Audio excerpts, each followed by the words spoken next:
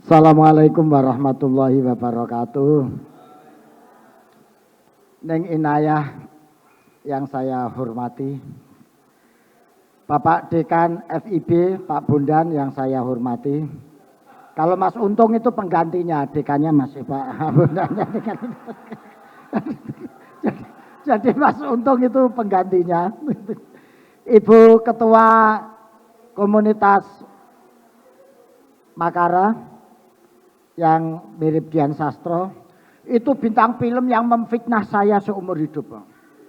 Karena dia di mana-mana saya tuh selalu sulit menjelaskan. Karena setiap ketemu orang ditanya, Mbak Dian itu istrinya Mas Sastro ya. Jadi itu kan fitnah banget itu gitu loh.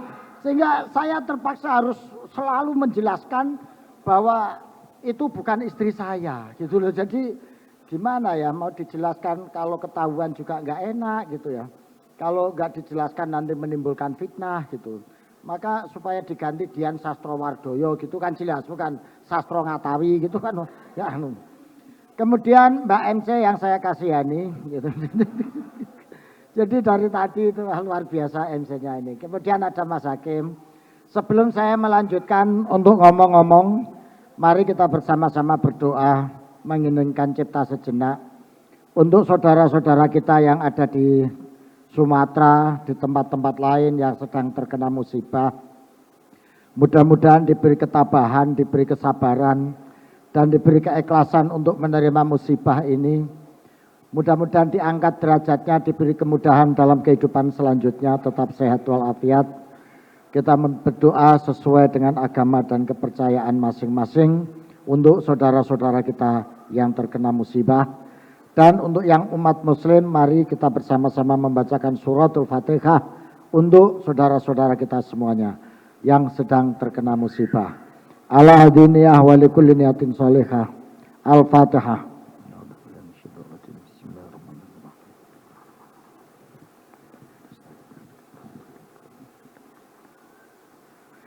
Terima kasih.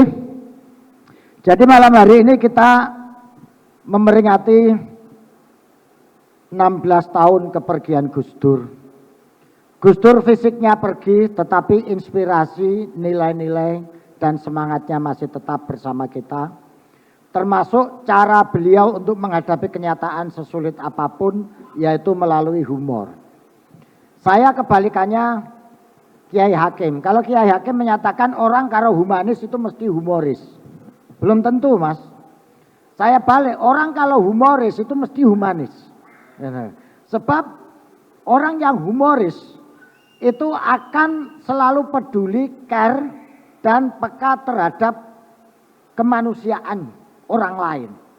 Maka dalam keadaan sedih pun dia tetap menghibur. Dalam keadaan susah pun dia tetap humor. Gitu. Inilah yang membedakan seorang humoris dengan yang lainnya. Maka seorang humoris itu mesti humanis. Dan seorang humanis belum mesti humoris. Mas Bondan ini humanis banget. Tapi diajak guyon itu susah dia. Jadi udah dikasih bonus, dikasih uang masih susah tertawa dia. Jadi itu orang humanis, belum tentu humoris gitu. Nah itu bedanya. Tapi kalau orang humoris itu mesti humanis. Bayangin orang kayak Gus Dur itu loh. Orang disuruh mundur malah dijawab. Loh saya ini suruh mundur gimana, wong suruh maju aja susah pakai dituntun, kok disuruh mundur. Nah itu kan berarti dia sangat mempedulikan gitu. Dan saya beberapa kali mendampingi beliau. Itu ya yang namanya Gus Dur ngurusi orang NU. NU itu bahasa Arabnya Nahdlatul Ulama. Tapi kalau bahasa Indonesianya kan salah paham gitu. Jadi ya sering salah paham NU itu gitu ya. Sering salah paham gitu, karena salah paham apalagi kalau diberi paham yang salah oleh para bohir-bohir ya sudah malah jadi kacau semuanya gitu loh, karena salah paham dikasih paham yang salah yang ngasih bohir gitu kan susah gitu. Nah makanya malam hari ini kita mencoba mengajak teman-teman sekalian, temanya kan humanis, humoris, bersatu untuk lucu. Karena kita sudah kehilangan ruang bahagia gitu. Jadi gimana mau Susah kita ini sekarang ini. Mau guyon sedikit dikira melecehkan agama. Mau guyon sedikit dikira melecehkan etnis. Padahal orang yang bisa bercanda dengan Tuhan itu adalah makom humor yang paling tinggi gitu. Tapi sekarang ini orang mau bercanda dengan Tuhan dikira melecehkan Tuhan. Padahal Tuhan itu adalah maha humor gitu. Maha humor. Kalau Gus Dur bapak humor, Tuhan itu maha humor. Dan orang NU yang dipimpin Gus Dur itu ya seperti itu yang sering salah paham itu. Dan karena sering salah paham gitu ya, makanya Gus Dur mencoba membenahi pemahaman ini gitu, memahami pemahaman yang dilakukan oleh orang-orang yang belum paham itu. Pernah itu Mbah Sahal Mahfud itu pidato di depan hadirin. Ya kiai-kiai NU itu Mbah Sahal mengatakan, ini era kemajuan, era teknologi. Maka NU dituntut untuk mengejar ketertinggalan. Selain itu NU juga dituntut untuk melakukan pembenahan ekonomi dan dituntut untuk meningkatkan pendidikan. Kiainya tanya, lu salahnya NU itu apa? Kok sedikit-sedikit dituntut, sedikit-sedikit dituntut. Wong salah aja enggak kok dituntut itu loh. Nah, ini kan orang salah paham gitu. Orang salah paham. Karena dikira dituntut itu di pengadilan. Karena pahamnya yang linear seperti itu. Nah, dia suatu saat pergi, nah ini saya ceritakan ke Mbak Ketua ini dulunya itu, menjadi apa?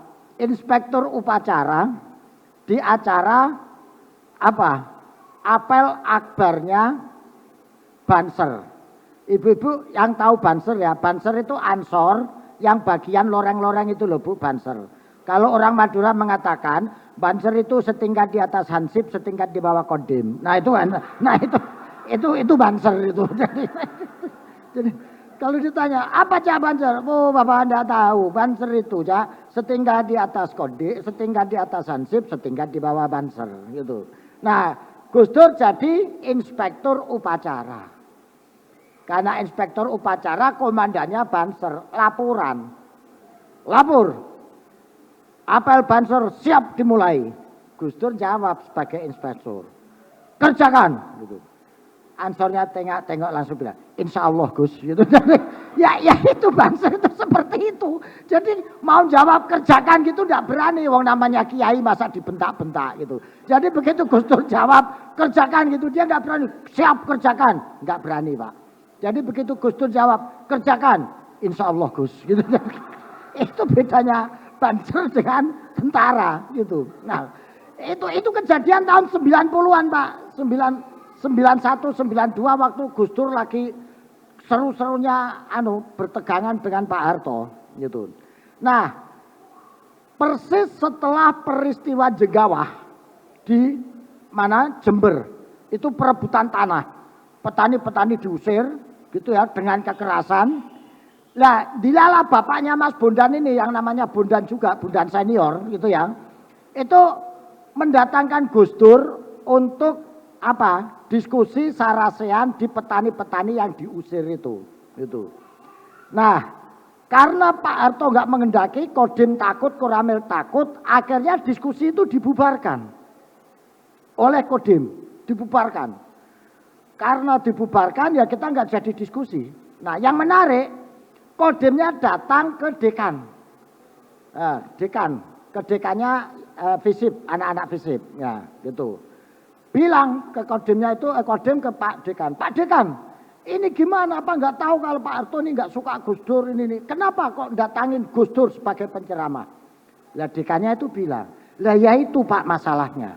Anak-anak ini juga nipu saya. Karena di proposal itu bunyinya narasumbernya Abdurrahman Wahid. Kok yang datang Gus Dur gitu. Ini saya ditipu ini sama anak-anak ini. Katanya gitu dekannya itu. Loh kalau Kiai Haji Abdurrahman Wahid kan kiai Pak. Maka saya nggak bisa menolak. Apalagi beliau juga intelektual. Lu proposalnya Abdurrahman Wahid yang datang kok Gus Dur. Ini anak-anak ini nggak fair ini Pak sama saya itu. Kayak gitu tuh kodenya ya percaya. Oh gitu ya Pak itu. Podo gendengnya lah. Itu podo gendeng. Udah. Akhirnya gara-gara kita tidak boleh ceramah, Gus Dur bilang, udah terus kita ke Bali aja, langsung ke rumahnya Bu Gedong aja kita ngobrol-ngobrol di sana. Akhirnya saya, Mas Bundan senior, terus kemudian Mas Ikam, ada Mas Ikam waktu itu. Kita naik mobil, jalan, menuju Bali. Kita dari Jember mau Banyuwangi. Diikuti polisi, Pak. Polisi ngikuti terus. Mas Ikam bilang, Gus, ini diturunnya polisi, Gus. Mau ngapain? Nggak tahu nih, kita dikejar polisi.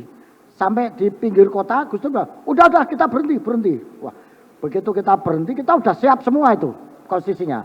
Kalau sampai diapa-apain Gus Dur, wes pokoknya kita siap semua.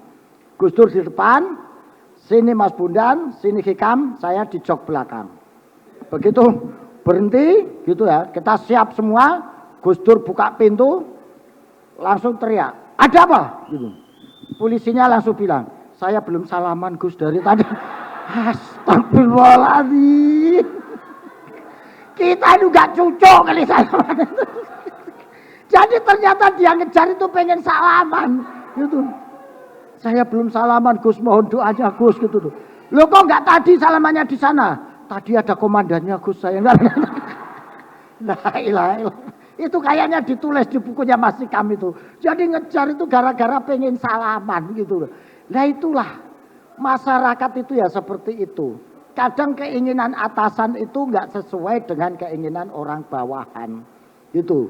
Akhirnya disalami Gus Dur, dia minta doa, Gus, saya didoakan ya. Pangkatmu apa? Gitu. Saya masih sersan Gus. Waktu itu polisi belum berubah jadi brigadir. Sersan. Ya wes, engko tak dongakno dadi jenderal. Waduh kejauhan Gus. Wes pokoknya muga pangkat.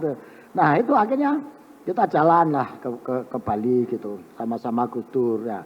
Jadi yang dihadapi Gus Dur itu masyarakat yang seperti itu. Maka kalau nggak disela-sela dengan humor, nggak disela-sela dengan itu ya seperti itu. Pernah masih dalam cerita apel Banser itu, gitu. Saking pengennya Gus Dur itu dihormati. Nah, Gus Dur ditaruh di jeep terbuka itu apa? Barisan, meninju barisan. Banser kan gaya-gaya kayak gitu itu ya, mengandung militer gitulah pokoknya. Gus Dur disuruh naik di atas jeep, ya. Acara berikutnya adalah inspeksi pasukan oleh Inspektur Upacara Kiai Haji Abdurrahman Wahid. Gus Dur naik. Waktu itu 90. Gus Dur masih bisa melihat. Naik. Begitu keliling-keliling di tengah jalan jeepnya mogok. Apa itu? Mogok Gus. Jadi karena jeepnya mogok, Gus Dur mau turun. Bansernya bilang, jangan turun Gus, jangan turun. Tetap di situ. Hormat saja. Jadi Gus Dur tetap hormat. Akhirnya jeepnya didorong sama sama banser keliling semuanya. Jadi Gus Dur di atas jeep gini, jeepnya didorong. Kok mati loh? Ya ini didorong Gus, didorong. Jadi hormat ke banser itu dengan jeepnya didorong. Begitu selesai, udah turun Gus, turun. Apa komentar Gus Dur? Ya inilah orang kebanyakan kreasi kurang dana ya begini. Kebanyakan kreasi kurang dana kata Gus Dur. Nah itu dilayani dengan baik oleh Gus Dur. Nah yang terakhir ini ya cerita terakhir. Waktu Gus Dur mau dilengserkan, ya, sedang rame-rame. Lah kiai-kiai Madura itu rapat di pondoknya Kiai Nur Iskandar Al-Barsani gitu, yang ada di Batu Ceper. Setelah selesai rapat, saya ingat waktu itu habis maghrib, 9 orang kiai utusan sowan ke Gus Dur di istana, dipimpin oleh Kiai Fuad Amin. Ya, itu yang jadi Bupati Bangkalan itu akhirnya, yang dituduh ijazahnya palsu, gitu kan? Padahal kata yang jual asli, gitu kan itu. Ya jadi kasus tuduhan ijazah palsu itu dari dulu sudah ada. Gitu loh. Tapi menurut Kiai Fuad Amin, enggak palsu ini Mas Sastro, asli. Orang kata yang jual asli. Ya, jadi seperti itu. Nah, itu Kiai Fuad Amin mimpin rombongan sowan Gus Dur ke istana. Ya, waktu itu bersama ulama Basrah. Badan Silaturahmi Ulama Madura. 9 orang kiai. Begitu datang, didudukkan. Gitu. Gus, ini begini Gus. Jadi kita semuanya ini tadi sudah rapat di pondoknya Kiai Nur. Seluruh kiai Madura ini sudah sulit Gus. Maksudnya solid gitu. Sudah sulit Gus, gitu. Sudah solid. Gus Dur jangan sampai mundur. Kalau sampai Gus Dur mundur, Madura merdeka tanpa prosedur. Iya ngomongnya begitu. Ya, Gus Dur yang nanya, maksudnya gimana ya? Jadi dia nggak ngerti ada referendum, ada apa itu nggak ngerti. Pokoknya, ya maksudnya langsung merdeka saja Gus tanpa prosedur. Dia ngomong gitu. Gus Dur ya bilang ya nggak usah gitu Yai gitu ya. Saya nggak akan mundur gitu. Tapi ya nanti nggak usah merdeka lah. Nggak bisa Gus. Ini soalnya sampean ini sudah didolimi nih Gus. Kalau sampean sampai diturunkan sampean mundur, Madura merdeka tanpa prosedur. Gitu ceritanya Gus. Sudah. Oke. Nah, dilala saya kan derek ke Gus Dur ke Amerika. Ke Amerika waktu itu dari istana, saya ikut ke Amerika berapa hari. Begitu pulang dari Amerika, ya saya ingat betul itu, turun di Bandara Soekarno-Hatta, kita jalan, gitu, belum jalan, menunggu di ruang VIP, Gus Dur langsung, trok, kenapa Gus? Ikut teleponan Ali Maskan Musa itu, ketua wilayah NU waktu itu, kakaknya Ali Maskur Musa. Teleponan kon nglumpukne wong Madura iku, panggil Kiai Fuad Amin, panggil Kiai Basrah itu. Suruh ngasih tahu, udah nggak usah merdeka-merdekaan, udah selesai, nanti tambah rame gitu. Soalnya kalau nggak dikasih tahu bisa kacau itu orang Madura itu gitu. Oke, ditelepon lah. Saya telepon Kiai Ali Maskan, terus Gus Dur bicara. Ya itu tolong panggil itu Kiai Fuad Amin dan teman-teman untuk kasih tahu nggak usah merdeka-merdekaan gitu. Udahlah, udah. Nah, setelah 2 hari, Gus Dur ingat lagi, itu saya membayangkan yang dipikirkan Gus Dur itu selalu umat dan selalu mencegah kehancuran. Beliau sangat risau banget ketika harus terjadi sesuatu yang itu karena Gus Dur tahu resikonya mesti mengorbankan rakyat gitu. Ditelepon Kiai saya telepon Kiai Ali Maskan, tak serahkan Gus Dur. Pripun niku Yai, sudah dipanggil, udahlah. Ada kalau setengah jam Gus Dur itu ditelepon ketawa ngakak-ngakak gitu. Oh saya nguyuh terus langsung lah. Setelah ditutup Gus Dur cerita. Napa Pak Dur kok ketawa-ketawa? Madura iki mang kacau gitu. Iya ceritanya Gus Dur cerita. Jadi menurut cerita Gus Dur gitu ya. Kiai Ali Maskan dikumpulin mereka terus ditanya, "Gimana Yai? Ini kan Gus Dur sudah lengser apa? Oh, tetap kita sudah mau merdeka kita. Besok akan kita umumkan secepatnya." Dan sudah tahu resikonya kalau merdeka. Sudah tahu kita paling perang nanti kita. Loh kalau perang gimana? Nggak apa-apa, sudah kita siapkan banser. Loh nanti lawannya tentara loh Yai. Lah yang latih banser kan tentara juga. Jadi tanpa beban gitu omongnya. Gitu. Oh gitu ya Yai. Kiai Ali Maskan tahu kalau ini dia Yai makin jadi gitu. Tapi resikonya selain perang ada lagi Yai. Apa resikonya? Nanti sampean kalau ke Surabaya harus pakai paspor. Apa itu paspor? Paspor itu pakai surat itu loh Yai. Sampean kalau umroh itu bawa surat hijau itu loh, itu namanya paspor. Nanti diizin untuk surat ke negara tujuan gitu. Oh gampang kalau itu bisa cetak kita. Jadi semuanya serba gampang. Kalau cuma paspor bisa cetak kita gitu. Apalagi kasih tahu supaya kita siapkan untuk merdeka gitu. Ada lagi nanti sampean kalau sudah merdeka, kalau masuk ke Surabaya nanti harus bayar fiskal. Apa itu fiskal? Uang yang diberikan kepada negara tujuan. Berapa bayarnya? Ya kalau umroh kan 200 real Yai. Kalau nanti ke negara ya paling sekitar 1,5 1 juta gitulah. Untuk berapa kali masuk itu? Ya 1 kali masuk Yai. Untuk berapa orang? Untuk 1 orang. Loh kok mahal merdeka ya? Kalau gitu enggak jadi saja. Kok merdeka mahal begitu kata dia. Kita ini bisa 3 kali ke Surabaya sehari. Kalau sekali masuk bayar 1 juta kan bangkrut kita. Kalau gitu enggak jadi saja merdeka kita. Nah Itulah cara berdialog dari hati ke hati. Jadi memahamkan orang untuk mencapai tujuan itu tidak harus dengan koersi, nakut-nakuti, dan tidak harus dengan cara yang menekan. Itulah humanismenya Gus Dur menurut saya. Jadi ketika dialog mengambil sesuatu itu tidak dengan cara-cara yang koersif, tetapi diambil hatinya gitu, diambil perasaannya. Meskipun kadang ya salah paham kayak begitu. Jadi di rumahnya Kiai Fuad Amin juga itu yang disuguhin makanan yang enak-enak itu. Gus Dur di sana dikasih gulai kepala kambing, seafood, yang ada udangnya itu, gitu. Saya bilang ke Kiai Fuad Amin, Pak Yai, Gus Dur tidak boleh makan ini. Loh, kenapa Pak Sastro? Kita akan pengen supaya Gus Dur makan nikmat. Masa tidak boleh makan gini? Tidak boleh Yai, karena ini kolesterol. Gus Dur tidak boleh makan kolesterol. Kalau begitu gini aja Pak Sastro, dimakan saja udangnya, kolesterolnya jangan. Kan yang tidak boleh kolesterolnya. Itu yang kayak gitu. Jadi pokoknya selalu ada way out-nya seperti itu.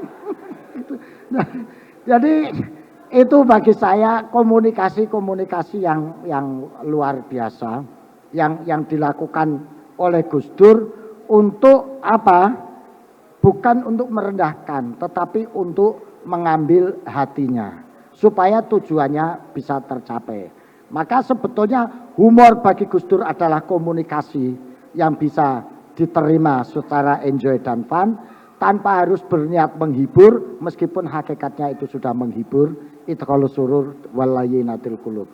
Saya kira itu kisah-kisah menarik dari Gus Dur. Maka sudah saatnya kita bersatu untuk lucu ketika situasi yang ada saat ini sudah tidak memberikan ruang kembali bagi kita untuk melucu. Apalagi kalau humor-humor yang terkait dengan Tuhan itu, wah luar biasa Gus Dur itu ya. Makanya Gus Dur tidak pernah memerintahkan atau melarang orang untuk adzan, karena bagi Gus Dur itu panggilan, bukan Tuhan yang tuli. Maka ketika ditanya, ya kenapa sih Gus? Ya itulah orang Islam ya, nggak tahu itu. Kalau orang Islam itu kan panggil Tuhannya aja teriak-teriak pakai speaker gitu sampai 5 kali sehari seperti itu. Nah itu sebetulnya otokritik bagi kita yang seolah-olah Tuhan itu harus kita panggil pakai teriakan. Terima kasih, kurang lebihnya mohon maaf. Assalamualaikum warahmatullahi wabarakatuh.